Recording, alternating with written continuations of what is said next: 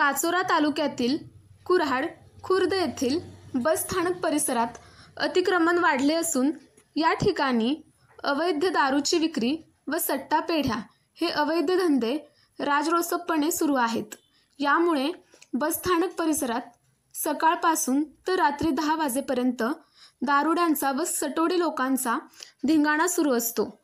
महत्त्वाचे म्हणजे याच परिसरात बसस्थानक असून या ठिकाणाहून शाळा कॉलेजला जाणाऱ्या विद्यार्थ्यांनी तसेच महिला वर्गाला जीव मुठीत धरून बसस्थानकावर थांबावे लागते।